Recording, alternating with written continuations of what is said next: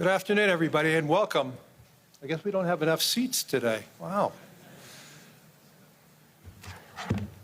In the last quarter century, a sitting president of the United States has come to Davos only twice. Both times it was Donald Trump. So when I asked to serve in this new role that I have, he was one of the first leaders I called and invited to return. I first met the president about 25 years ago, but I worked most closely with him during the early months of COVID. This was March 2020. Markets were under extreme stress. Some economists were warning we could be headed towards a second Great Depression. What stood out to me during the extraordinary period was a president's willingness to bring together people from governments, from business, across institutions, across perspective, to think differently, and importantly, to act decisively. That instinct to act, especially in pivotal moments, is one reason I think he values the World Economic Forum. It is a unique institution that brings together the largest combination of government officials, business leaders, technology leaders, civil society and NGO leaders, anywhere in the world for a genuine dialogue, and particularly, importantly, this year. Thankfully, this group is meeting under better economic circumstances than during the pandemic, but once again, we're facing very serious different economic conditions around the world. One of the central challenges that is impacting me is how capitalism can benefit more, and how can we broaden our global economy for greater and greater participation. That is a question where the president has shown real leadership through investing in infrastructure, reducing barriers to growth, and initiatives like the Trump account, designed to give more Americans a direct stake in the growth of the U.S. economy. As he enters the second year of his second term, we are interested in hearing his plans for 2026 and beyond, and will no doubt create more and more conversation. And that's what the forum is about, a serious conversation in the spirit of dialogue. Discussions where the world is headed, where are we going, and these discussions would be incomplete without the President of the United States, the most important leader in the world. We appreciate him here, so let me introduce and welcome back to Davos the President of the United States, Donald J. Trump.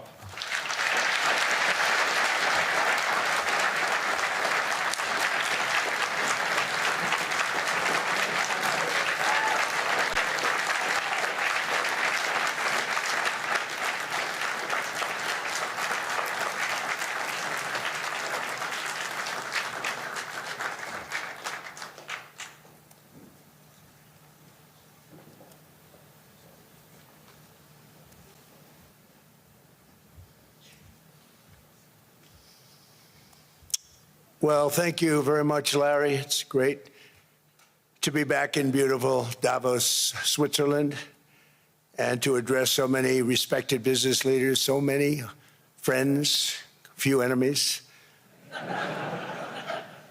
and all of the distinguished guests. It's a who's who, I will say that. I've come to this year's World Economic Forum with truly phenomenal news from America. Yesterday marked the one-year anniversary of my inauguration, and today, after 12 months back in the White House, our economy is booming, growth is exploding, productivity is surging, investment is soaring, incomes are rising, inflation has been defeated, our previously open and dangerous border is closed and virtually impenetrable. And the United States is in the midst of the fastest and most dramatic economic turnaround in our country's history. Under the Biden administration, America was plagued by the nightmare of stagflation, meaning low growth, and high inflation, a recipe for misery, failure, and decline. But now, after just 1 year of my policies, we are witnessing the exact opposite: virtually no inflation and extraordinarily high economic growth. Growth like I believe you'll see very shortly our country has never seen before, perhaps no country has ever seen before. Over the past 3 months, core inflation has been just 1.6%. Meanwhile, fourth quarter growth is projected to be 5.4%, far greater than anybody other than myself and a few others had predicted.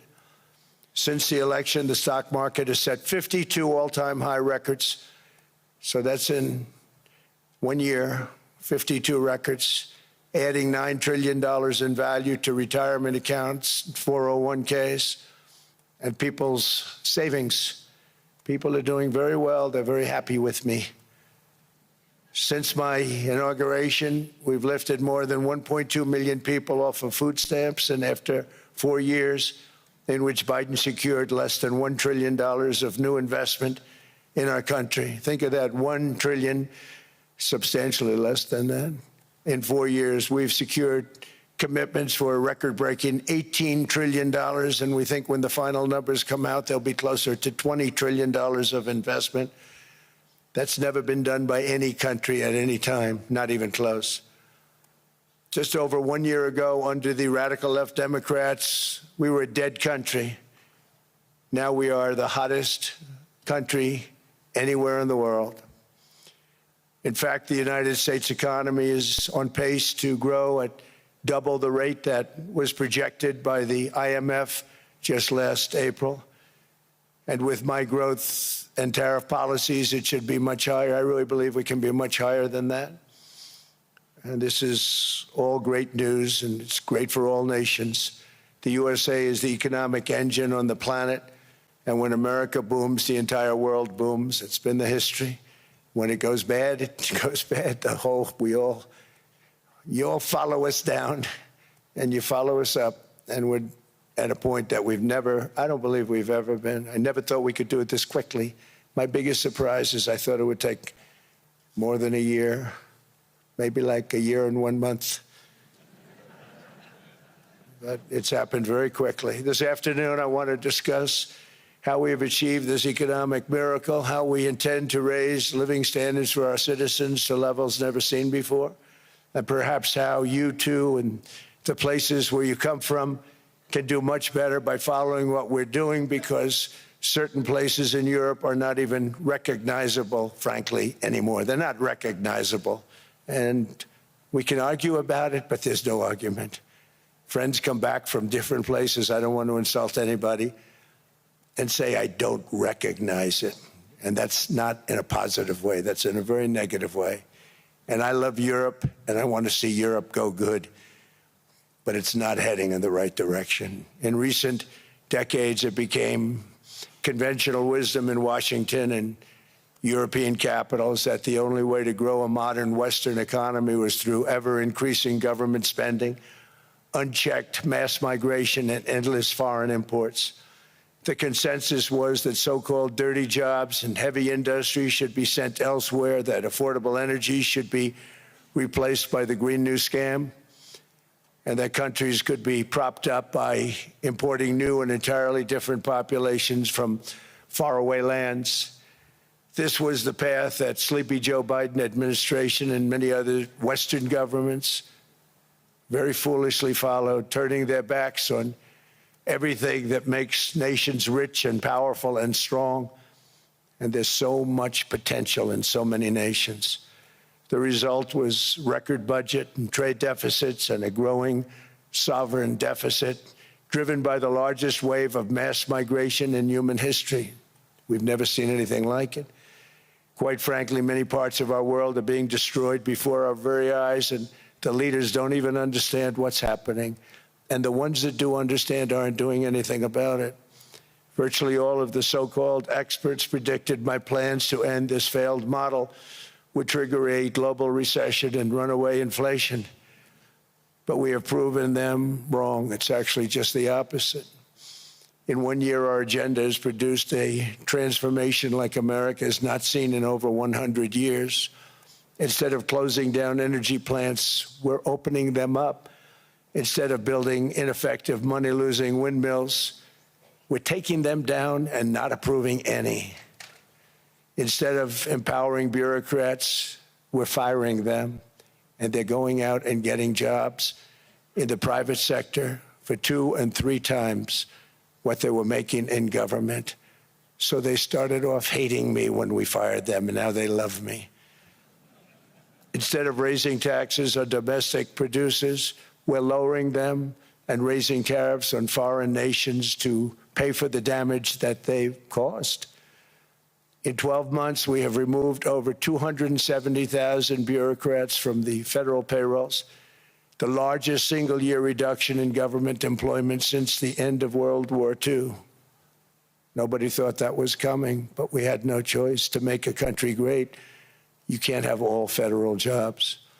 We've cut federal spending by $100 billion and slashed the federal budget deficit by 27% in the single year. It's going to go down quite a bit more from that, driving inflation way down from the record highs of the Biden administration.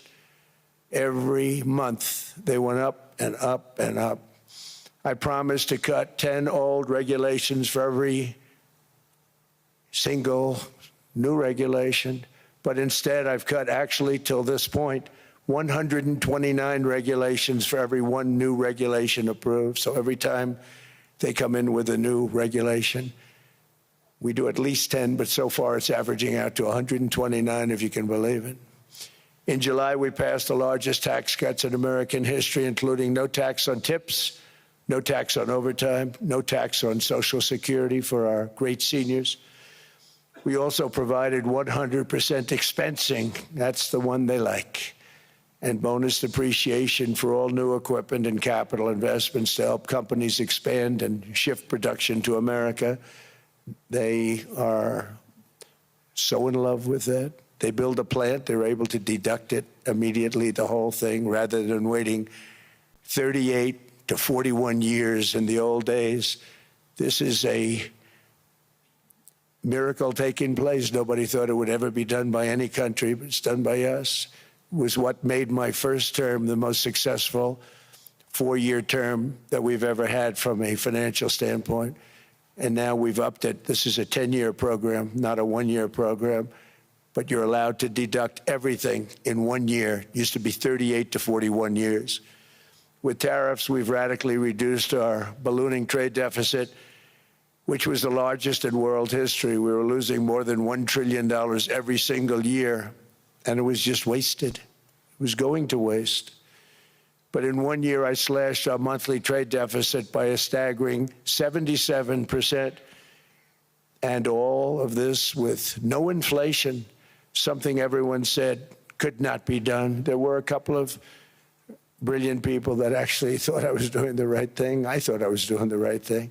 Now they all think I'm doing the right thing because they can't believe the numbers. American exports are now up by more than $150 billion. Domestic steel production is up by 300,000 tons a month, and it's doubling over the next 4 months. It's doubling and tripling, and we have steel plants being built all over the country. Nobody thought they'd see that. Factory construction is up by 41%, and that number is really going to skyrocket right now because that's during a process that they're putting in to get their approvals, and we've given very, very quick, fast approvals. In the process, we've made historic trade deals with partners covering 40% of all U.S. trade. Some of the greatest companies and countries in the world. We have countries as our partner, too. The European nations, Japan, South Korea. They're our partners. They've gone into massive deals with us, especially on oil and gas.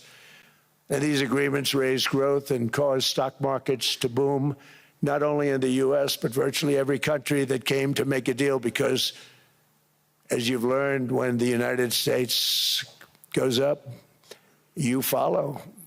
It's really become a staple In America, I've stopped the nation-wrecking energy policies that drive up prices while sending jobs and factories to the world's worst polluters. They are indeed polluters. Under sleepy Joe Biden, new domestic oil and gas leases fell by 95%. Think of that. Then they wonder, why was gasoline going up so fast? The gasoline actually topped $5 a gallon, and some places $7 a gallon, and more than 100 major power plants were violently shut down by incompetent people that had no idea what the hell they were doing. Under my leadership, U.S. natural gas production is at an all-time high by far. U.S. oil production is up by 730,000 barrels a day, and last week we picked up 50 million barrels from Venezuela alone. Venezuela has been an amazing place for so many years, but then they went bad with their policies. 20 years ago, it was a great country, and now it's got problems, but we're helping them. And those 50 million barrels, we're going to be splitting up with them, and they'll be making more money than they've made in a long time. Venezuela is going to do fantastically well. We appreciate all of the cooperation we've been giving. We've been giving great cooperation. Once the attack ended, and they said, let's make a deal. More people should do that. But Venezuela is going to make more money in the next 6 months than they've made in the last 20 years. Every major oil company is coming in with us. It's amazing. It's a beautiful thing to see. The leadership of the country has been very good. They've been very, very smart. The price of gasoline is now below $2.50 a gallon in many states, $2.30 a gallon in most states, and will soon be averaging less than $2 a gallon. In many places, it's already down even lower, $1.95 a gallon. Numerous states are at $1.99, numbers that nobody has heard for years. Actually, since my last administration, we got it down to around those numbers. I've signed an order directing and approval of many new nuclear reactors. We're going heavy into nuclear. I was not a big fan because I didn't like the risk, the danger. But they have the progress they've made with nuclear is unbelievable, and the safety progress they've made is incredible. We're very much into the world of nuclear energy, and we can have it now at good prices and very, very safe. And we're leading the world in AI by a lot. We're leading China by a lot. I think President Xi respects what we've done, in part because I've allowed these big companies building these massive buildings to build their own electric capacity. They're building their own power plants, which when added up is more than any country anywhere in the world is doing. I read recently an article in the Wall Street Journal that China's creating so much energy, and they are. I got to hand it to them. But we're creating as much or more, and we're letting them do that. I'm very proud of it. It was my idea. I said, you can't create this much energy. We needed more than double the energy currently in the country just to take care of the AI plants. And I said, we can't do that. We have an old grid system. And I came up with the idea, you know, you people are brilliant. You have a lot of money. Let's see what you can do. You can build your own electric generating plants. And they looked at me. They didn't believe me. All of the names that are, I think, in the room right now, if you want to know the truth, they didn't believe it. And I said, no, you can't. They came back 2 weeks and they didn't have the plant. They said, we thought you were kidding. I said, no, not only am I not kidding, you're going to have your approvals within 2 weeks. I always say nuclear will take 3 weeks. But most aren't going that. They're going oil and gas. They're even going coal in some cases. Because of my landslide election victory, the United States avoided the catastrophic energy collapse which befell every European nation that pursued the Green New Scam, perhaps the greatest hoax in history. The Green New Scam, windmills all over the place, destroy your land, destroy your land. Every time that goes around, you lose $1,000.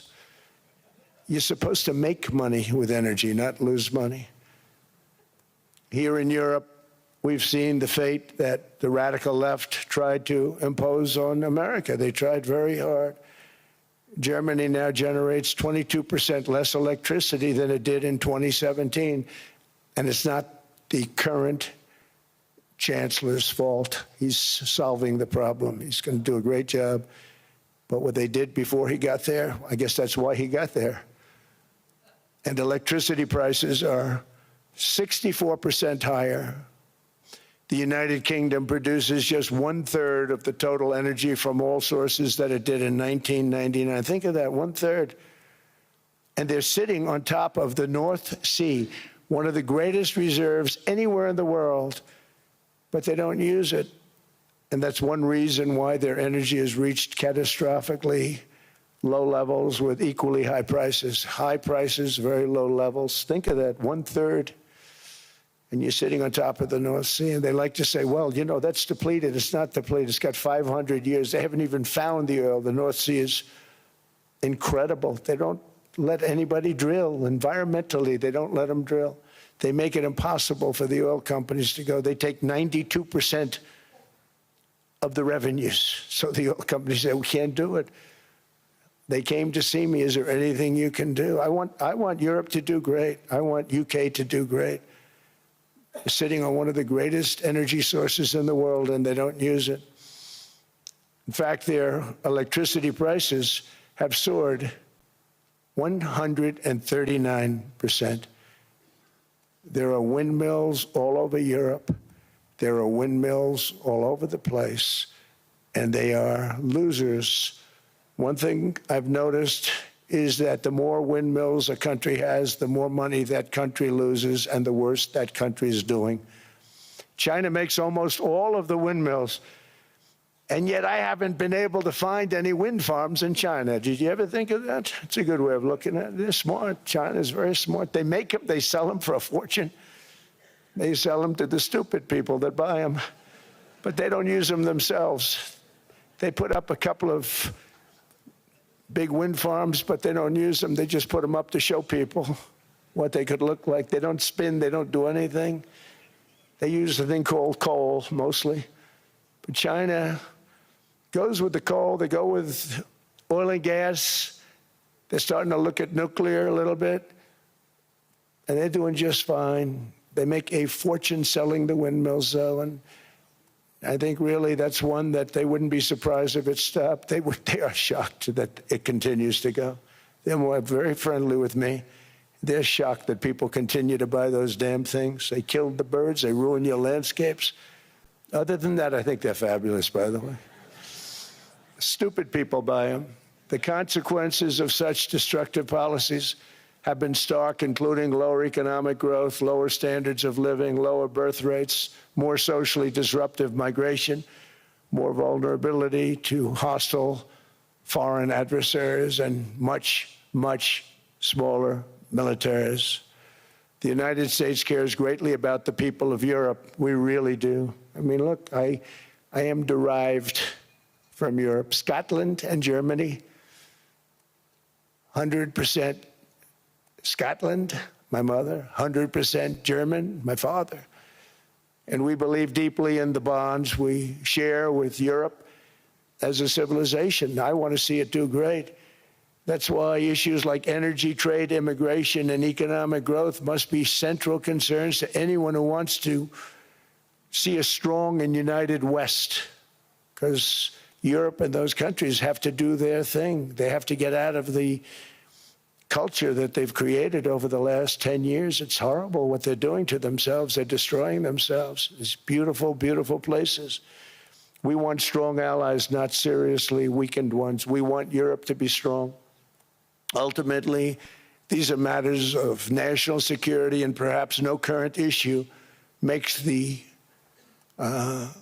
situation more clear than what's currently going on with Greenland.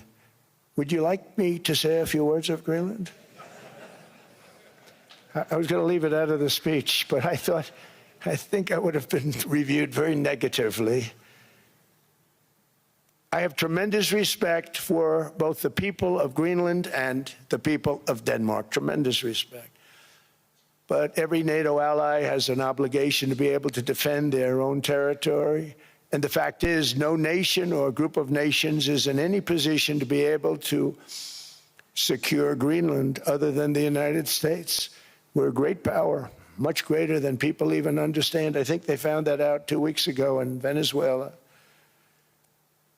We saw this in World War II, when Denmark fell to Germany after just 6 hours of fighting and was totally unable to defend either itself or Greenland.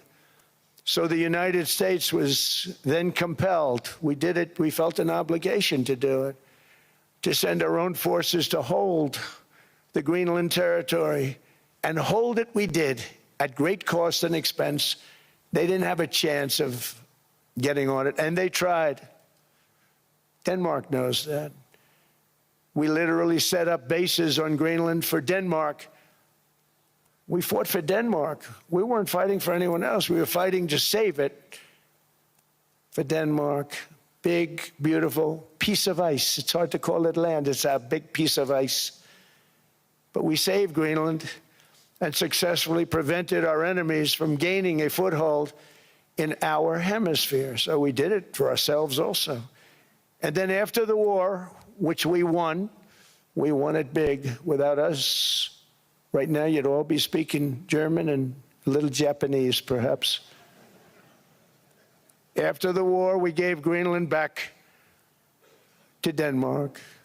How stupid were we to do that? But we did it. But we gave it back. But how ungrateful are they now? So now our country and the world face much greater risks than it did ever before because of missiles, because of nuclear, because of weapons of warfare that I can't even talk about. 2 weeks ago, they saw weapons that nobody ever heard of.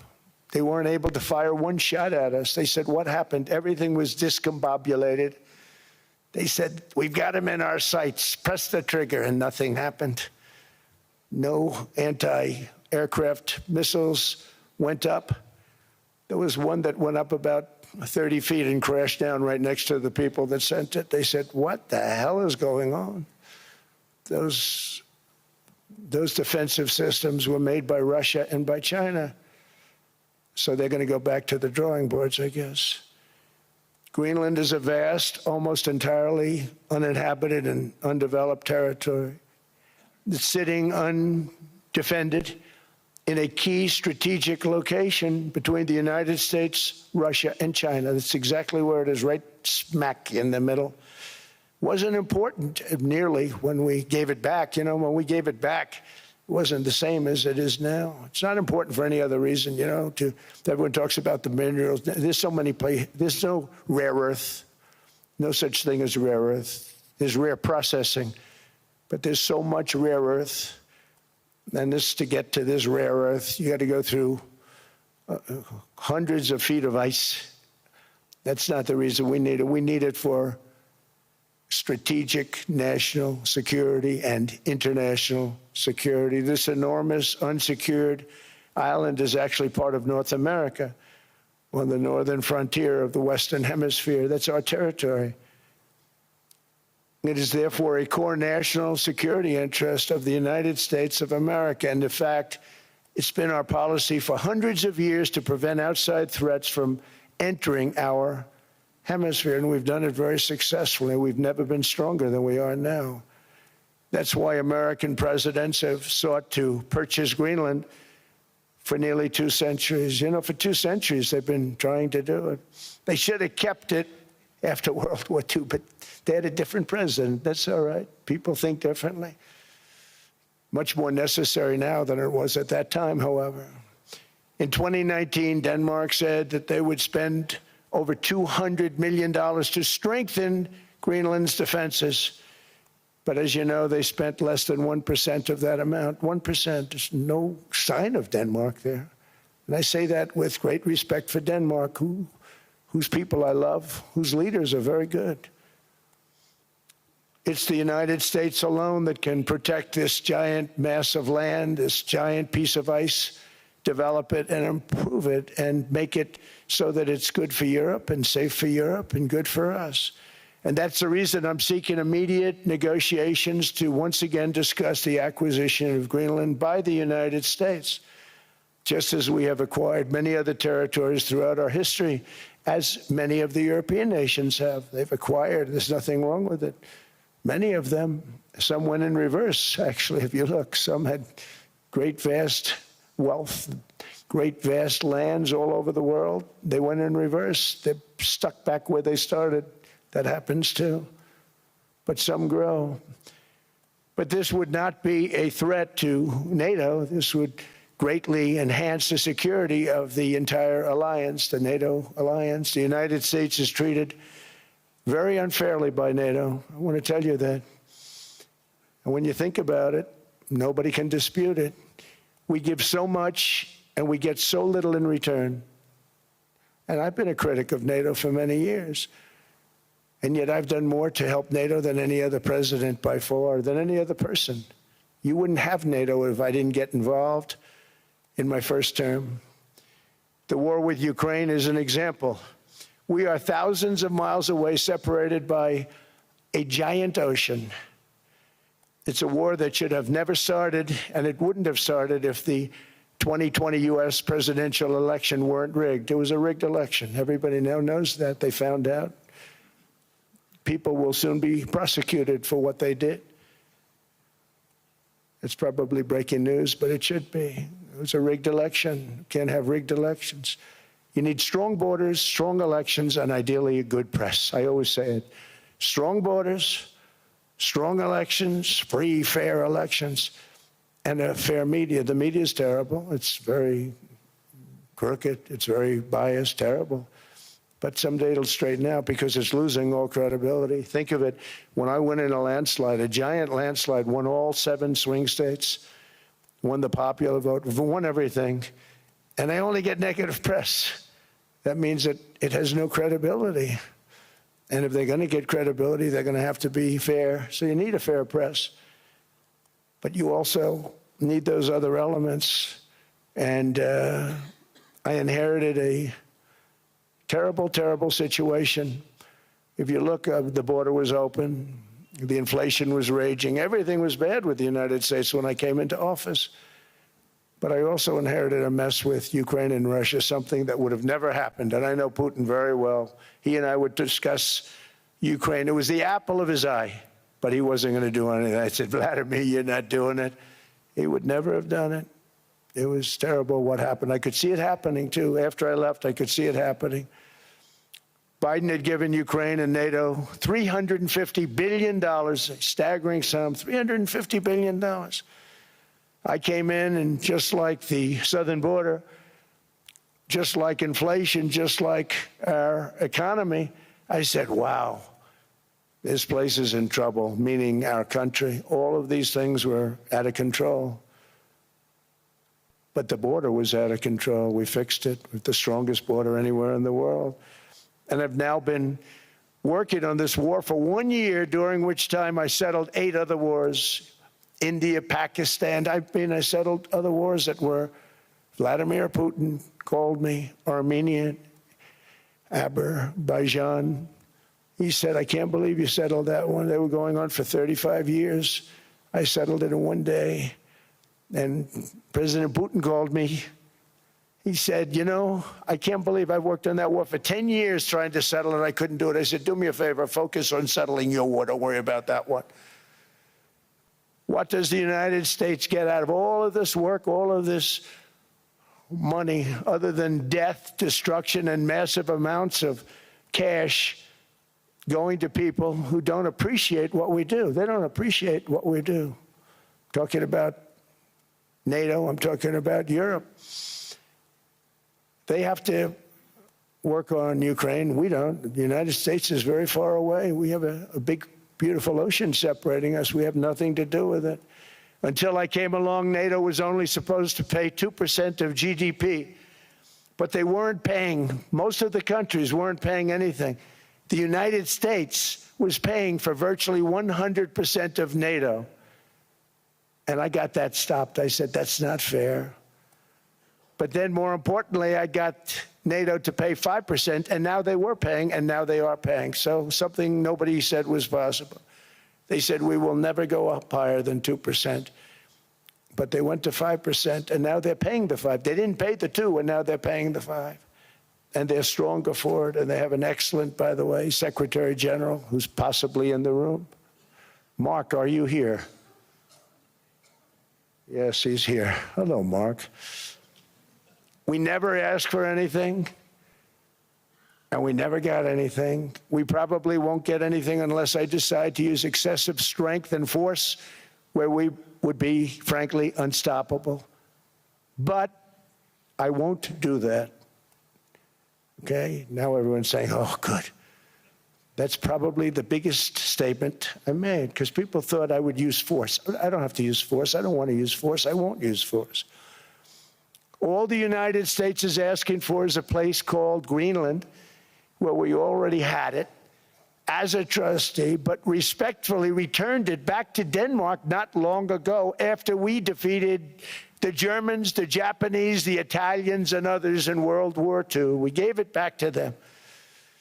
We were a powerful force then, but we are a much more powerful force now after I rebuilt the military in my first term and continue to do so today. We have a budget of $1.5 trillion. We're bringing back battleships. The battleship is 100 times more powerful than the great battleships you saw in World War II, those great, big, gorgeous ships, the Missouri, the Iowa, the Alabama.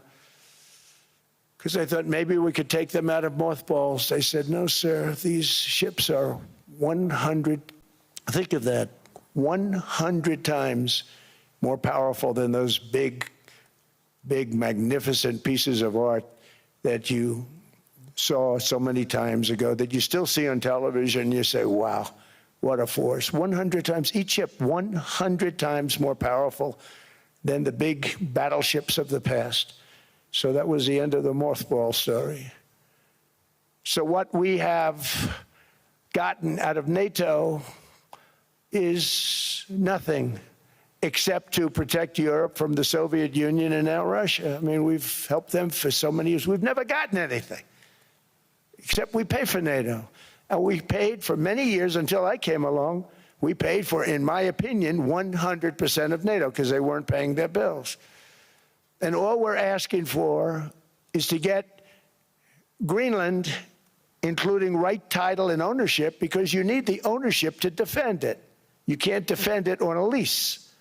Number one, legally it's not defensible that way, totally. And number two, psychologically, who the hell wants to defend a license agreement or a lease, which is a large piece of ice in the middle of the ocean where if there is a war, much of the action will take place on that piece of ice. Think of it. Those missiles would be flying right over the center of that piece of ice. All we want from Denmark for national and international security and to keep our very energetic and dangerous potential enemies at bay is this land on which we're going to build the greatest golden dome ever built. We're building a golden dome that's going to, just by its very nature, going to be defending Canada. Canada gets a lot of freebies from us, by the way. They should be grateful also, but they're not. I watched your prime minister yesterday. He wasn't so grateful. But they should be grateful to us. Canada lives because of the United States. Remember that, Mark, the next time you make your statements. What we did for Israel was amazing, but that's nothing compared to what we have planned for the United States, Canada, and the rest of the world. We are going to build a dome like no other. We did it for Israel. And by the way, I told Bibi, stop taking credit for the dome. That's our technology. That's our stuff. But they had a lot of courage, and they were good fighters, and they did a good job, and we wiped out the Iran nuclear threat like nobody can believe. Nobody's ever seen anything like it. That, Venezuela, taking down Soleimani, wiping out al-Baghdadi when he tried to reinstitute ISIS. We did a lot.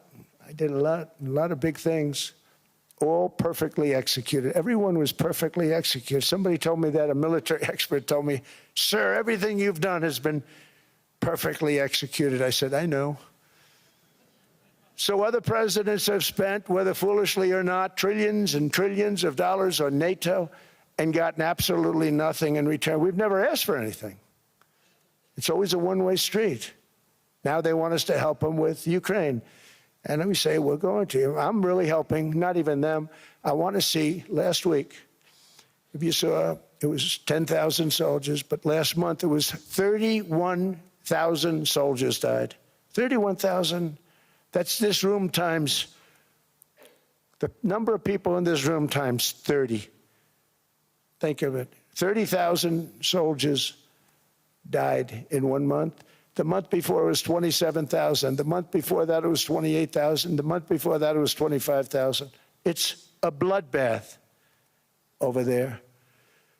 And that's what I want to stop. It doesn't help the United States, but these are souls. These are young people, look like you, look like some of you right in the front row. They go to war, their parents are so proud. Oh, there he goes, comes back. 2 weeks later, they get a call, your son's head's been blown off. I want to stop it. It's a horrible war. It's the worst since World War II. They keep going, they'll exceed World War II. The numbers are staggering, how many people they've lost. They don't want to talk about it. Ukraine and Russia lost just tremendous amounts. And I'm dealing with President Putin, and he wants to make a deal, I believe. I'm dealing with President Zelensky, and I think he wants to make a deal. I'm meeting him today. He might be in the audience right now. But they got to get that war stopped because too many people are dying, needlessly dying. Too many souls are being lost. It's the only reason I'm interested in doing it. But in doing it, I'm helping Europe, I'm helping NATO, and I've until the last few days when I told them about Iceland, they loved me. They called me daddy, right, last time. A very smart man said, he's our daddy. He's running it. I was like running it. I went from running it to being a terrible human being. But now what I'm asking for is a piece of ice, cold and poorly located, that can play a vital role in world peace and world protection. It's a very small ask compared to what we have given them for many, many decades. But the problem with NATO is that we'll be there for them 100%. But I'm not sure that they'd be there for us if we gave them the call. Gentlemen, we are being attacked. We're under attack by such and such a nation. I know them all very well. I'm not sure that they'd be there. I know we'd be there for them. I don't know that they'd be there for us. So with all of the money we expend, with all of the blood, sweat, and tears, I don't know that they'd be there for us. They're not there for us on Iceland, that I can tell you. I mean, our stock market took the first dip yesterday because of Iceland. So Iceland's already cost us a lot of money. But that dip is peanuts compared to what it's gone up. And we have an unbelievable future in that stock. That stock market is going to be doubled. We're going to hit 50,000, and that stock market's going to double in a relatively short period of time because of everything that's happening. But this is a good example. After giving NATO and European nations trillions and trillions of dollars in defense, they buy our weapons. We make the greatest weapons in the world, but now we're going to make them faster, much faster. You saw that. I put a cap on the salaries, and I put no buybacks, no stock buybacks, no various other things that they were doing. I mean, they were making $50 million, but it would take them 3 years to give you a Patriot missile. I said, that's not good. My chauffeur can do a better job than that, and he makes slightly less than 50. They make big salaries. If they're going to make those big salaries, they're going to have to produce a lot faster. The good news is we have the greatest equipment in the world. Now we're going to start making it a lot faster. They're going to build additional plants. And all of the money that goes into stock buybacks is going to go into building plants. We're not allowing stock buybacks by defense companies any longer. They're going to build new plants to make Tomahawks, Patriots. We have the best equipment, F-35s. F-47, the new one just coming out. They say it's the most devastating plane, fighter jet ever. Who knows? They called it 47. If I don't like it, I'm going to take the 47 off it. I wonder why they called it 47. We'll have to think about that. But if I don't like it, I'm going to take that 47 off. But it's supposed to be the stage 6. It's supposed to be the first stage 6 plane, undetectable, like our B-2 bombers were undetectable. They flew right over Iran. They were undetectable. And they did their job, and they got the hell out of there. So we want a piece of ice for world protection, and they won't give it. We've never asked for anything else, and we could have kept that piece of land, and we didn't. So they have a choice. You can say yes, and we will be very appreciative, or you can say no, and we will remember. A strong and secure America means a strong NATO, and that's one reason why I'm working every day to ensure our military is very powerful, our borders are very strong, and above all, our economy is strong because national security requires economic security and economic prosperity, and we have the greatest that we've ever had. Biden and his allies destroyed our economy and gave us perhaps the worst inflation in American history. They say 48 years, I say forever, but I think 48 years is the equivalent to forever. Whether it's 48 years or ever, it's terrible, costing the typical family $33,000. What they did to this country should never, ever be forgotten. It's early, but he has to be rated as the worst president we've ever had by far. The auto pen did much of the damage. The auto pen, he was the auto pen president, because I don't believe a sane president would have ever signed the kind of things that he signed. But now grocery prices, energy prices, airfares, mortgage rates, rent, and car payments are all coming down, and they're coming down fast. We inherited a mess, but we've done a hell of a job in 12 months. Under my most favored nation policy for drug prices, the cost of prescription drugs is coming down by up to 90%, depending on the way you calculate. You could also say 5, 6, 7, 800%. There are two ways of figuring that. But we have a favored nations policy that every president wanted, no president was able to get. I got it, and other nations approved it. And I had to use tariffs in order to get it because they said, no way. In other words, a pill that costs 10% in London costs $130. Think it costs $10 in London, costs $130 in New York or in Los Angeles. And I'd say, boy, that's bad. Friends of mine would say, you know, we go to London, you can buy the stuff for nothing. We go all over the world, we could buy it for nothing. Because basically America was subsidizing every nation in the world because presidents allowed them to get away with it. It became very tough. So when I called up Emmanuel Macron, I watched him yesterday with those beautiful sunglasses. What the hell happened? But I watched him sort of be tough. But he was at $10 for a pill. And I said, Emmanuel, and I have all the big pharmaceutical companies are in total agreement. It wasn't easy, by the way. They're tough, smart. They've been getting away with this scam for a long time. But they gave it up. But they said, you'll never get the countries to approve it. I said, why is that? Because they won't. They always said, we're not paying any more. Get the rest for the United States. So over the years, they stayed the same. We just went up, up, up.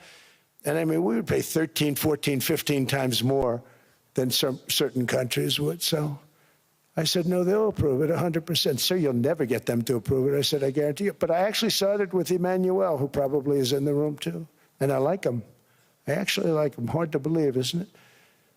And I said, Emmanuel, you're going to have to lift the price of that pill to $20, maybe $30. Think of that. That means it's a doubling of prescription drugs. Might be a tripling, might be a quadrupling. It's not easy. No, no, no, Donald, I will not do that. I said, yes, you will, 100%. He said, no, no, no. You're asking me to double. I said, Emmanuel, you've been taking advantage of the United States for 30 years with prescription drugs. You really should do it, and you will do it. I have no doubt. In fact, I am 100% sure you're going to. No, no, no, I will not do it. Because yes, in all fairness to him, he has to double or triple. Because the world being a bigger place than the United States, it's not that you meet in the middle. You just have to go up some, and we come down a lot. They go up a little, we come down a lot. So we're at $130, they're at 10. So they may have to go to 20 or 30. No more than that. I said, Emmanuel, you're going to be doubling or tripling? No, no, no. I said, here's the story, Emmanuel. The answer is you're going to do it, you're going to do it fast. And if you don't, I'm putting a 25% tariff on everything that you sell into the United States and a 100% tariff on your wines and champagnes. And that's about 10 times more than what I'm requesting. And you're going to do it. I don't want to go public with it, but you may make me do that. No, no, Donald, I will do it. I will do it. It took me, on average, 3 minutes a country, saying the same thing. You will do it. They all said, no, no, no, I will not do it. You're asking me to double the cost of prescription. I said, that's right, because you've been screwing us for 30 years. And they said, we will not do it. I said, that's all right. On Monday morning, we're putting a 25, 30, 50. I gave different numbers for different countries. This is also national security we're talking about. Not fair. We're not going to subsidize the whole world. And every one of those countries have agreed to do it. So one of the biggest things that I've done is the fact that we have now most favored nation. We will pay whatever the lowest price is in the entire world. So our drug prices are going to be coming down by staggering 90%. Again, you could say 1,000%, 2,000%. Depends on the way you want to figure it, but we'll go with the way the fake news likes it better because it sounds, can you imagine a 90% reduction sounds much worse. But drug prices are going to be coming down tremendously in all the nations, and I appreciate them doing it, but they did it. In all fairness, without tariffs, I wouldn't have been able to get it done. After declining $3,000 under Biden, real incomes are up in the United States by $2,000, $3,000, and even $5,000 and more. Home ownership has always been a symbol of health and vigor of American society, but that goal fell out of reach for millions and millions of people in the Biden era because interest rates went up so high. Today, I'm taking action to bring back this bedrock of the American dream. In recent years, Wall Street giants and institutional investment firms, many of you are here, many of you are good friends of mine, many of you are supporters. Sorry to do this to you, I'm so sorry. But you've driven up housing prices by purchasing hundreds of thousands of single-family homes, and it's been a great investment for them. Often as much as 10% of houses on the market. You know, the crazy thing is a person can't get depreciation on a house, but when a corporation buys it, they get depreciation. Okay, that's something we're going to have to think about, too. I don't know if too many people think about that. You buy a corporation, they buy 500 houses. They buy hundreds of thousands. They buy 500 houses. They can take depreciation. A person sweats and works and buys one house, they can't. But homes are built for people, not for corporations, and America will not become a nation of renters. We're not going to do that. That's why I have signed an executive order banning large institutional investors from buying single-family homes. It's just not fair to the public. They're not able to buy a house. And I'm calling on Congress to pass that ban into permanent law, and I think they will. One of the biggest barriers to saving for a down payment has been surging credit card debt. The profit margin for credit card companies now exceeds 50%, one of the biggest. And they charge Americans interest rates of 28%, 30%, 31%, 32%. Whatever happened to usury? So to help our citizens recover from the Biden disaster, all caused by this horrible, just horrible precedent, I'm asking Congress to cap credit card interest rates at 10% for 1 year.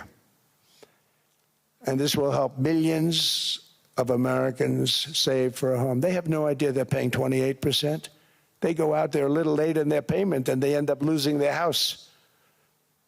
It's terrible. To unleash innovation in savings and financing, I'm also working to ensure America remains the crypto capital of the world.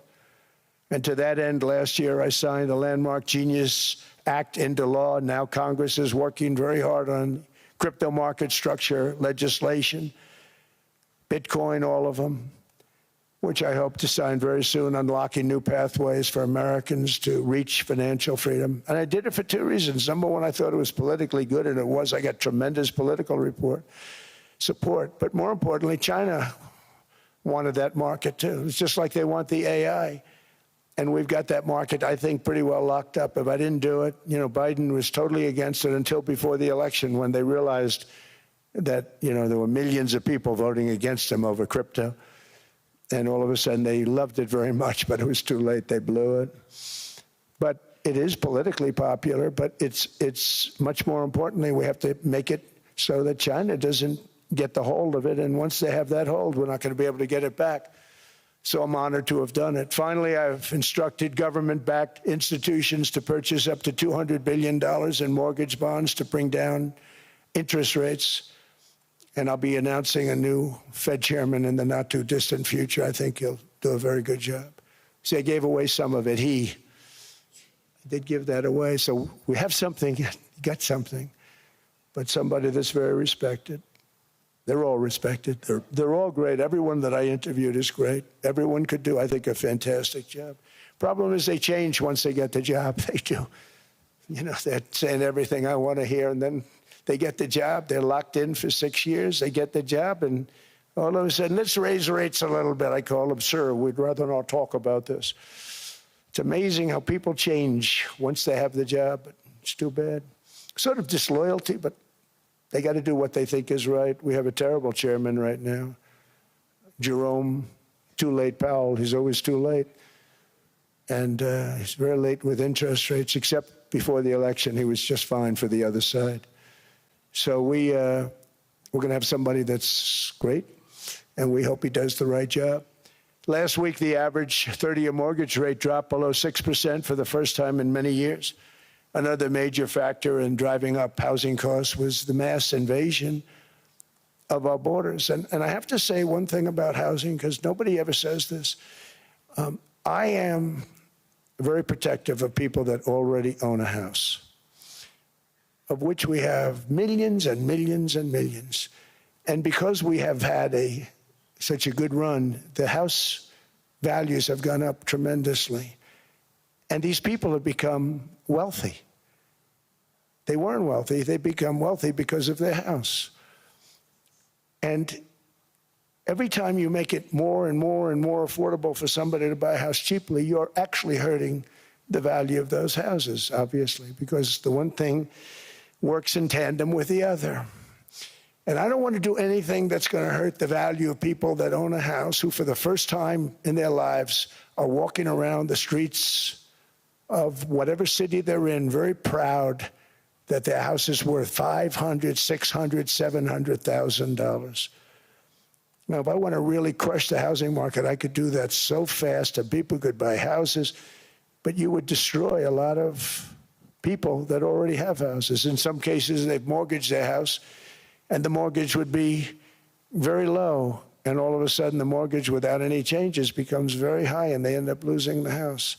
I'm not going to hurt, and I speak with Scott, who's doing a fantastic job, and Howard, who's doing a fantastic job, and all of my people. And I always say, look, I can crush the hell out of the market. We can drop interest rates to a level, and that's one thing we do want to do. That's natural. That's good for everybody. The dropping of the interest rates, we should be paying a much lower interest rate than we are. We should be paying the lowest interest rate of any country in the world, because without the United States, you don't have a country. I mean, I had a case with Switzerland. We happened to be in Switzerland. Maybe I'll give you a quick story. But they were paying nothing. They make beautiful watches, great watches, Rolex, all of them. They were paying nothing to the United States when they sent their product in.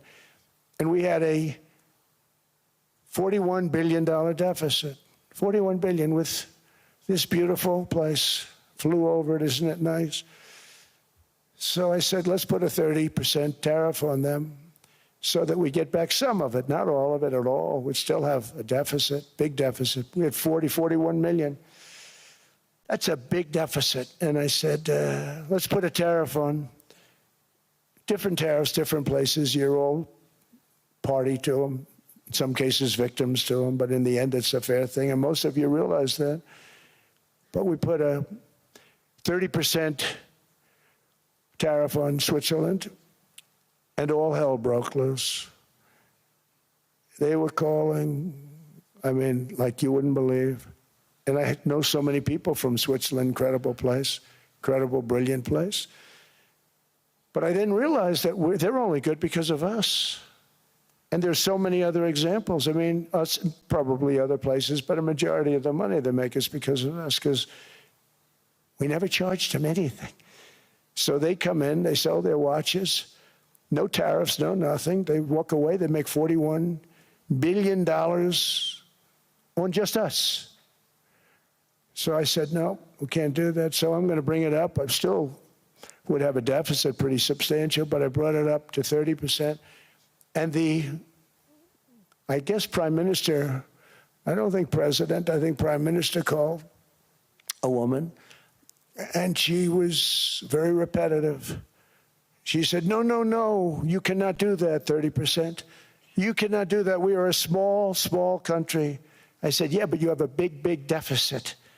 You may be small, but you have a bigger deficit than big countries. He said, no, no, no, please, you cannot do it. Kept saying the same thing over and over. We are a small country.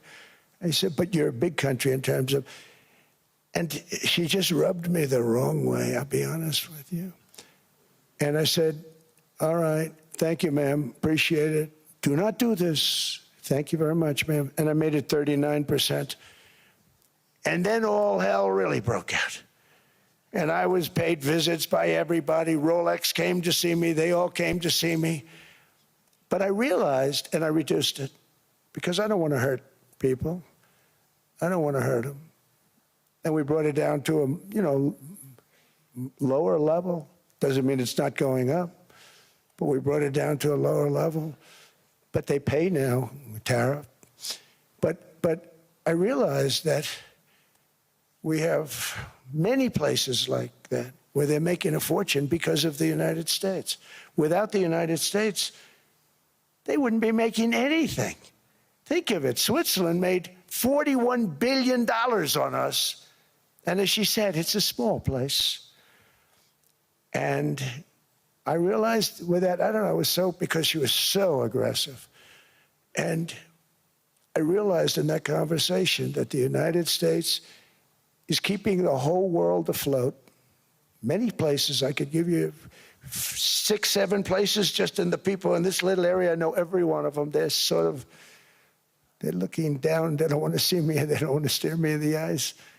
But they're taking advantage of, everybody took advantage of the United States. But I've been very fair, and I gave them a tariff, and it was fine. But I realized that without us, it's not Switzerland anymore. Without us, it's not any of the countries that are represented here. And we want to work with the countries. We want to work with them. We're not looking to destroy them. I could have said 39, 40%. I could have said I want a 70% tariff, then we make money with Switzerland. But Switzerland would have been probably destroyed, financially destroyed. I don't want to do that. But we should be paying the lowest interest rate of everybody. I hope Scott's listening to this, because we should be paying the lowest interest rate of everybody. Without us, most of the countries don't even work. And then you have the protection factor. Without our military, which is the greatest in the world by far, without our military, you have threats that you wouldn't believe. You wouldn't believe. You don't have threats because of us, and that's because of NATO. One other thing, and I have to say it so importantly, in the old days, and I used to say I'm the youngest in the room. Now I'm among the older. I hate to say it. I don't feel old, but I'm among the older. But I remember not long ago, 20, 25 years ago, when good news came out about, let's say, the United States. The United States had a great quarter. The United States had a great month. All the stocks went up. And that's the way it's supposed to be. Now when they say the United States had a record quarter, it's unbelievable how well it's doing, all the stocks crash because they say, oh no, inflation, inflation, they're going to raise interest rates. And they do. Some of these stupid people like Powell, they raise interest rates. And what they do is they stop you from being successful. It used to be when we had a great quarter, a great month, great earnings, great anything, any good news, the stock market went up. That's the way it's going to be. We got to do that again because that's the way it should be. Now when we have a great month, they want to kill it. Like we did over 5%. People were surprised. We should do 20%. We could do 25%. When we announce good numbers, and the reason is they're so petrified of inflation. And growth doesn't mean inflation. We've had tremendous growth with very low inflation. In fact, growth can fight inflation, proper growth. So we want to get back to the days when we announce great numbers, because we're going to be announcing phenomenal. You know, all these factories that are being built at record, thousands of businesses are being built right now. Remember, $18 trillion is invested. I think the second number is 3. And that was China many years ago. Investments in the country from outside. 18 trillion, nobody's ever seen. And that's money coming in and building things, factories. Thousands of businesses are being built, thousands. Hundreds of big factories, car plants are moving back to the United States. They're coming in from Canada, they're coming in from Mexico, from Japan. Japan's coming in and building plants here in order to avoid tariffs. They're coming in from China. They're coming in from all over the world. We have more plants being built now, car plants, than we've ever had built, even in the heyday from the 1940s and 50s. And they're bigger. They don't use renovations anymore where they take an old plant, they rip it down, they build a brand new plant, super modern plant. But it's happening at levels that nobody's ever seen. In 2024, the U.S. built less than 2 million new homes, but Biden admitted more than 8 million new migrants. And those days are over. In 2025, for the first time in 50 years, the United States had reverse migration. Boy, that was nice. And these were criminals that were being taken out of our country because they allowed people to come into our country from jails, from gangs, drug dealers, murderers.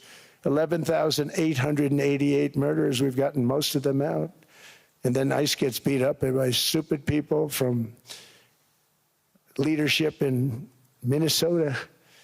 We actually are helping Minnesota so much, but they don't appreciate it. Most places do. You know, Washington, D.C. is the safest place now in the United States. It was a very dangerous place to walk, and now you can walk with your wife, your kids, right through the middle of the city. Right now, Washington, D.C. is as safe as it gets. It was one of the most unsafe. I had to admit, we sent in the military, the National Guard. Within 2 months, it was great. Within 3 months, it's like a really great place and a safe place and a beautiful place. It's even been cleaned up. The graffiti's gone. The fences are gone. We don't have to worry about fences anymore. All of the places, the grasses are cut and replaced with new grass in many cases. It's all going to happen in the spring. But Washington and D.C. is beautiful again, and it's safe. New restaurants are opening up. They were all closing. Now you can't get into a restaurant. Restaurants in Washington, D.C. are all opening. Memphis also, Memphis, Tennessee, New Orleans, Louisiana. We're there for 3 weeks. We've cut the crime down by 64%. Within another month, we'll have virtually no crime there. We can do that all over. We're going to help the people in California. We want to have no crime. I know Gavin was here. I used to get along so great with Gavin when I was president. Gavin's a good guy. And we're going to, if he needed it, I would do it in a heartbeat. I'd love to see. We did help them a lot in Los Angeles, a lot with the early in my term when they had some problems. But we would love to do it. I will say this, if I were a Democrat governor or whatever, I would call up Trump. I'd say, come on in, make us look good. Because we're cutting crime down to nothing. And we're taking people out, career criminals, who are only going to do bad things, and we're bringing them back to their countries. But where we've done it, it's been amazing. And we have a capacity to do it at much greater levels. We're cutting illegal aliens off welfare and other government benefits, and I have directed that starting immediately, there will be no more payments to sanctuary cities because they are really just sanctuaries for criminals. They're really protecting criminals, and those are the ones we have to get out of the country: murderers, drug dealers, the mentally insane. They emptied their mental institutions into the United States. And despite that, we have the lowest crime numbers that we've ever had in the history of the country. Just came out. But equally importantly, we're cracking down on more than $19 billion in fraud that was stolen by Somalian bandits. Can you believe that Somalia? They turned out to be higher IQ than we thought. I always say these are low IQ people. How did they go into Minnesota and steal all that money? And we have, they're pirates. They're good pirates, right? But we shoot them out of the water just like we shoot the drug boats out. They're not pirating too many boats lately, do you notice?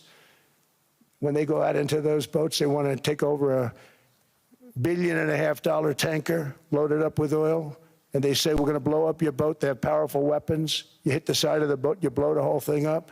The insurance companies are petrified, so they say, just give them the boat. We'll give them money instead.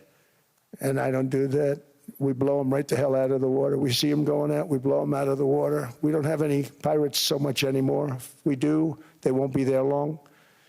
We've cut down with the hitting of the boats that are loaded up with drugs, including submarines. Can you believe they actually buy small, they call them mini subs, very fast. They're meant for drugs.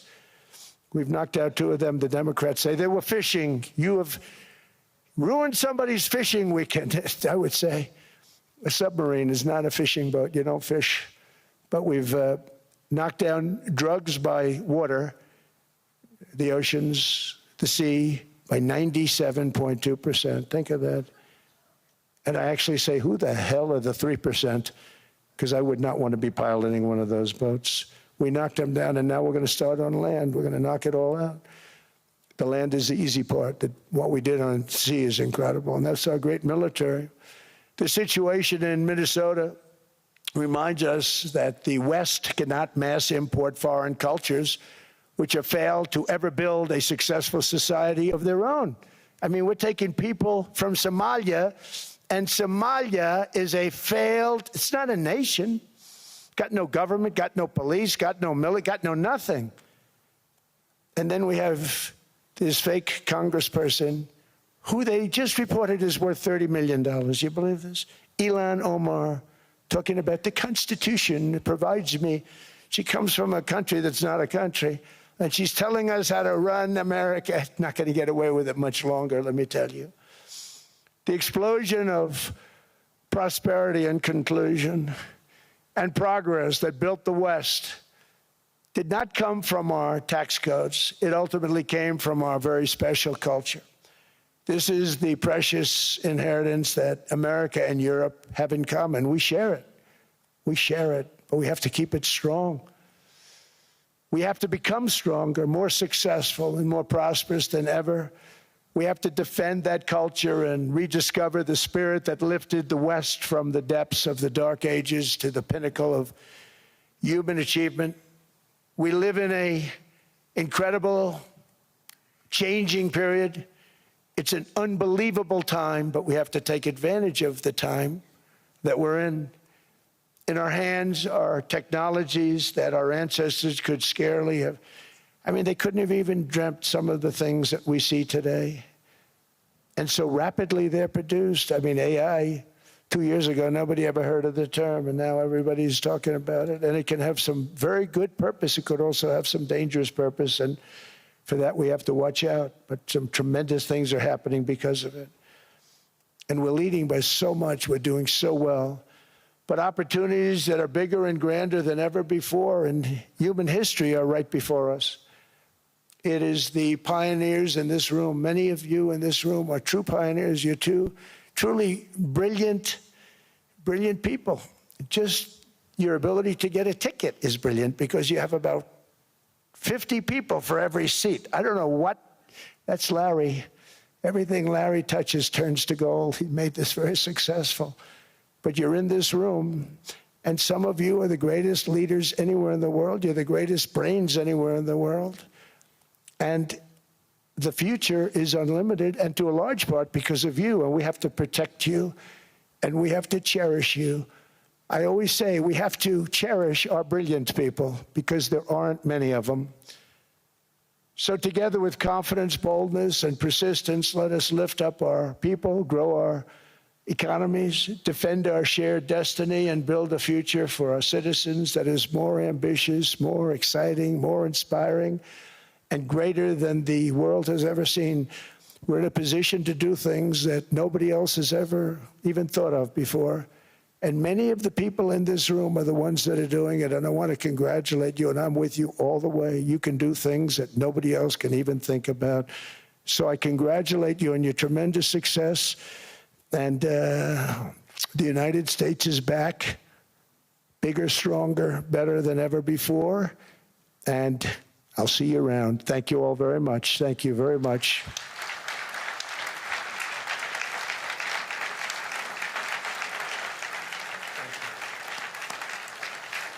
Thank you.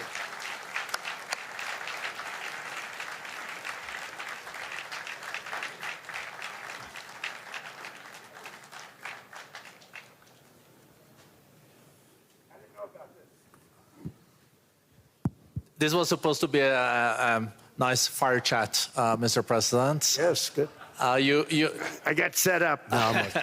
I did know. You made the job for the moderator really easy. Thank you, Mr. President, for your speech. I do have a few follow-up questions, if it's okay. Sure. I don't think I should start with Greenland, maybe. I'll start with the economy.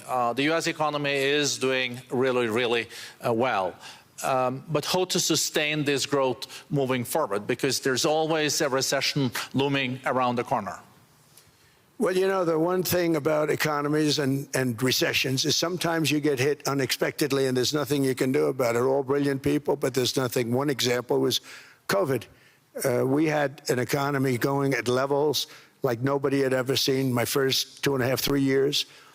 And then I heard the word pandemic, not COVID. They came up with that name over a period of time. We won't get into that. But I heard the word pandemic. And I had a poll come out that was so strong just prior to that. And I was with the two best pollsters, McLaughlin and Fabrizio. And they said, sir, George Washington and Abraham Lincoln, if they came back and ran as president and vice president, they couldn't beat you. And then what happened is the following day, I was told to stay tuned because there's something really bad happening in China. There are bodies laying all over Wuhan, right around that certain building that we talk about. I always said it came from Wuhan. It did come from Wuhan. And they were body bags. We saw it by satellite. And they said, there are strange things happening in China. And so it began. And we ended up with the COVID, and the whole world suffered. We did a phenomenal job. I don't think we got the credit we deserved. We did something that Operation Warp Speed, which some people say was one of the greatest military feats ever. We did a great job. Used our military, used a lot of people. But sometimes you get hit with things, nothing you can do. You get hit with things like that unexpectedly. And we got through it. And when I left, the stock market was higher than it was previous to the COVID coming up. And I called it a great achievement. But things happen, bad things happen. The things that we can stop are wars if we're smart. That we can stop. Those are a matter of being intelligent and having intelligent people on the other side, because wars are the worst of all. Wars are worse than anything. But we can stop wars because that's sort of up to us. But things like dust flying in the air, wherever COVID comes from or whatever comes, sometimes you have to be a little bit lucky.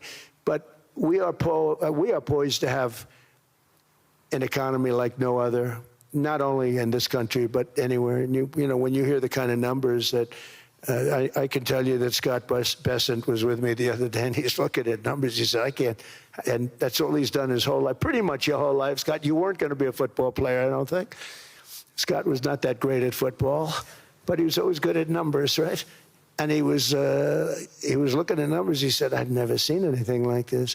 We're poised to do things that no other country has ever done. And, you know, luck, I hate to say it, but we need a little luck. We don't want to get hit by something that nobody could have thought. Whoever thought we were going to hit by a pandemic? You know, when I heard the word pandemic, I said, oh, that's an ancient problem. World War I, they lost 100 million people. It actually ended World War I. A lot of people don't know. The Spanish flu in World War I ended the war because all the soldiers were sick. The soldiers were so sick on both sides, and that war was raging, and they were all dying from the Spanish flu. They were sick as dogs. They couldn't fight. So, you know, you don't know how that would have turned out. But so we do, I mean, subject to that, and I always have to put a caveat in for it, but we're poised to have the greatest growth of any large country, I think any country that there's been. When you look at what's happening in the United States, it's really amazing. Thank you. One thing that maybe keeps you up at night, I know you don't sleep that much anyway, Mr. President, is the debt. The U.S. debt is high, is now the biggest expenditure on your budget. How to get out of that impasse? Well, the big thing is growth. I mean, growth is the way. If we grow like this, we go from having at $37 trillion. We go from having high debt to low debt. But we also are cutting expenses, you know, the old-fashioned way. We have extraordinary growth. I think we're going to be growing our way out. I think we're going to be paying off debt. We're taking in tremendous money from tariffs fairly. And again, I'm using them judiciously. You know, Switzerland's a case study. I could have gotten much more. I could have asked for much more. But we're using them judiciously. But I think growth, most importantly, and then cutting costs. Now, if you take a look at Minnesota, $19 billion in fraud and other things.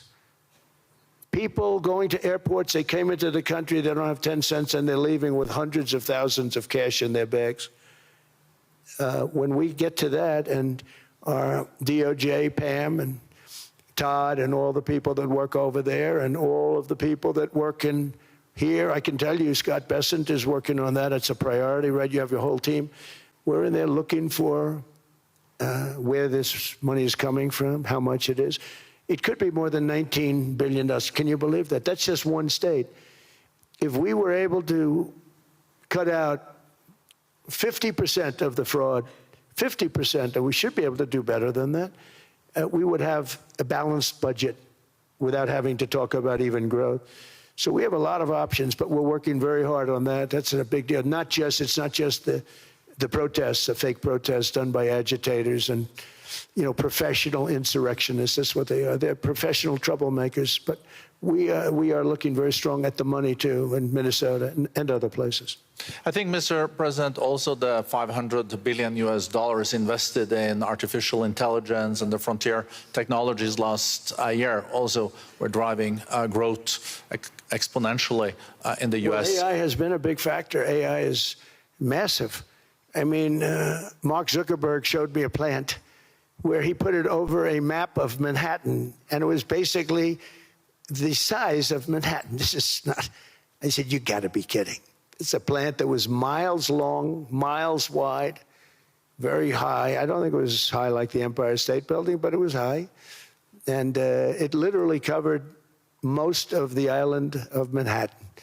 That's called a big plant. And, you know, when I heard they're going to spend $50 billion building it, I said, you know, if you spend $50 million, you can build a nice little shopping center. If you spend $500 million, you can build a good shopping center. But how do you spend $50 billion? When I looked at this thing, I said, you think you'll be able to do it for that? It's amazing when, you know, some of the plants that I see, and I see them all. And again, so big is we're letting them build their own electric generation. This way we have no problem. And otherwise they'd be complaining. There'd be nobody able to, you know, we have an old grid system. And not only that, they're going to sell at a very cheap price the excess electricity that they create back into our grid. So that'll solve some problems for certain states that don't have enough electricity. We also know that on the AI, there is fierce competition between the U.S. as the largest economy in the world, 27% of the global GDP and 5% of the global population, not doing that badly, and China. And we know that that competition is very tough on AI. I know you're heading to a state visit to China in April. How do you see the US-China relationship moving forward? Are you able to combine this tough competition with also collaboration? So I've always had a very good relationship with President Xi and with President Putin. Talk about, you know, the larger powers. But I've always had a very good relationship with President Xi of China. He's an incredible man. What he's done is amazing. He's highly respected by everybody. And I do now. I mean, now I have good. It was very severely interrupted by COVID. I used to call it the China virus, but he said, do you think you could use a different name? And I decided to do that because why should we have a problem over that? But I would do that, and they were. You're a true diplomat, huh? I became a diplomat for the first time. Well, you know who taught me that? Marco Rubio. Marco Rubio. He said, let me teach you about diplomacy. Hey, any guy that gets approved by 100% of the votes, think of it, he got liberal Democrats and radical right Republicans to approve him. He's the only one. The next one was like lost 45 votes, right? But he got all 100 votes voting for him. And at first I wasn't happy about it. I said, wait a minute, I don't like that. And now it turns out that the Democrats probably wish they didn't do that. And Marco has been fantastic. Marco, stand up, please. You have done a great job as Secretary of State. He's going to go down as the best Secretary of State. And Scott, and we have Susie, who's the first female Chief of Staff, and she's the best Chief of Staff, too.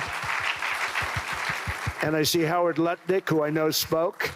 And Howard's fantastic. Some of the deals we're doing are great. And I want to pay particular attention because we have Chris. And Chris, you got up and spoke, I think. He's the #1 oil man in the world because I was going to put Doug Burgum, who's fantastic. I don't know if Doug's here. Is Doug here? Doug Burgum is fantastic. He said, sir, there's one man better than me. And he introduced me to Chris.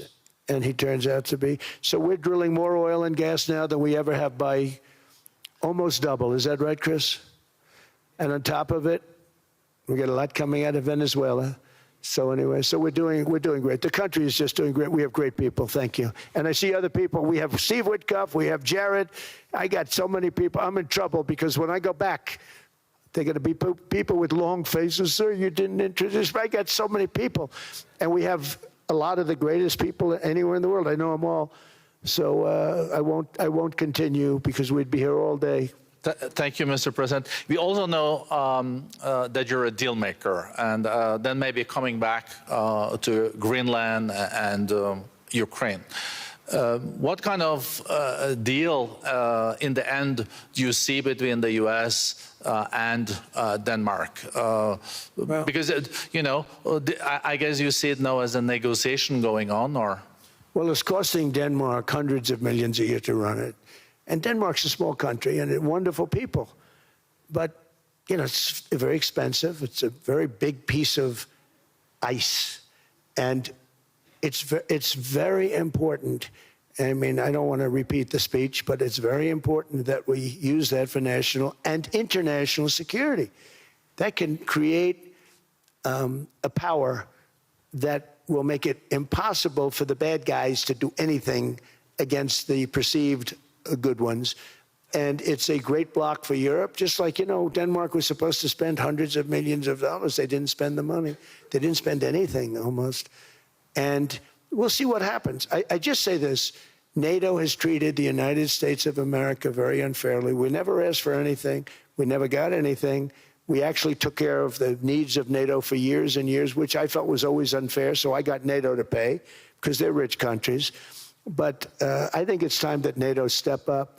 We're helping them with Ukraine. Without us, I think Putin would have gone all the way. I think we have it. I think that could have been a World War III, if you want to know the truth. If Kamala was elected, or Joe, any one of those, you know, those thinkers, I think you could have ended up in World War III. And I will say Steve Witkoff has been dealing incredibly with But we're not going to have World War III. We want to get it stopped, but we're not going to have World War III. I think if I wasn't elected, I think that could have evolved into World War III. It was a very, very bad situation, and it still is, but it's not that kind of bad. It's bad because so many young people are being killed. How close do you think there is on an agreement on Ukraine? I had the pleasure of speaking with Steve Witkoff and Jared Kushner yesterday. I know they're working hard on it. I know that they're also traveling now. Do you see this very close or still? Well, I hate to say it. I thought that was going to be so. I settled 8 wars plus, and I thought that was going to be one of my easier ones. Not the easiest. Some I settled in a matter of hours because I'm good at that stuff. You know, the United Nations should be doing this. I shouldn't be doing it, but it doesn't matter. It's got to get done, saving a lot of lives. We're saving millions of lives. With Ukraine, Russia, there's tremendous hatred between President Zelensky and President Putin. That's not good. That's not good for settlements. We know from dealing. There's abnormal hatred. With that being said, I think Russia wants to make a deal. I think Ukraine wants to make a deal. And we're going to try getting a deal done. We're getting, I think, Steve, I think I can say that we're reasonably close. Now, what happens is oftentimes we'll have a deal with Russia. Russia's set, and President Zelensky will not do it. You saw that when he was in the Oval Office. I was not happy. And then we'll have President Zelensky wants to make a deal, and Putin doesn't want to make the deal. It's a very difficult balance, and it's big time, and it is, you know, to use a word, it's a bloodbath. It's horrible what's happening. It's a drone war. The drones are killing, you know, thousands of people a week, thousands. We have to get it stopped. So I believe they're at a point now. I'm going to meet with President Zelensky later today. I believe they're at a point now where they can come together and get a deal done. And if they don't, they're stupid. That goes for both of them. And I know they're not stupid. But if they don't get this done, they are stupid. So I don't want to insult anyone, but you got to get this deal done. Too many people are dying. It's not worth it. President Sisi is sitting on the first row here. He spoke earlier today and also complimented you on the Gaza deal. I think there will be a signing tomorrow. Of course, there are different views on this, but how important do you think this signing is on the board of peace? And do you think this is going to sustain? Do you think we now will see Gaza reconstructed and the billions of US dollars invested? I do. I mean, I think we have peace in the Middle East. There are some little situations like Hamas, and Hamas has agreed to give up their weapons. Now, you know, they were born with a weapon in their hand, so it's not easy to do. When they were born with a rifle in their hand. It's not an easy thing for them, but that's what they agreed to. They've got to do it. And we're going to know, Jared, over the next 2 or 3 days, certainly over the next 3 weeks, whether or not they're going to do it. If they don't do it, they'll be blown away very quickly. They'll be blown away. You know, we have 59 countries that are part of that whole peace deal. And some of those countries aren't even they're near the Middle East, but they're not in the Middle East traditionally. And they want to come in and take out Hamas. They want to come in. They want to do whatever they can. There's a problem with Hezbollah in Lebanon, and we'll see what happens there, but that's a problem. But there are these little flames, but there's peace in the Middle East. Now, had we not gone in and knocked out with those big, beautiful, we just ordered 25 brand new ones, the latest and the greatest, the B-2 bomber. Think of them, they went in there at 2 o'clock in the morning with no moon, no light, no nothing, and every single one of those massive bombs hit its target, 100,000-pound bombs hit its target, every one of them. And then on top of it, from a submarine 300 miles away, we hit the sites with tomahawks, which is an unbelievable weapon. So, you know, we did our job. If we didn't do that, you would have never had peace in the Middle East. And the countries like Saudi Arabia, UAE, and Qatar could never have, and others could never have signed anything because you would have had this dark cloud, and the dark cloud was Iran with nuclear. Iran would, if we didn't take them out, they would have had a nuclear weapon within 2 months. They were very close to having the nuclear weapon, and we hit them hard.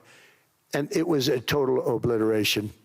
If they may try again, but they're going to have to try from a different area because that area was obliterated.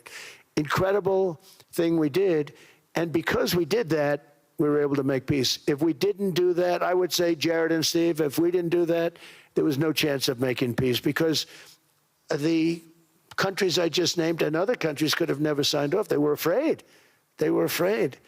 We had a bully. The bully was Iran, the bully of the Middle East. They used to call it for years.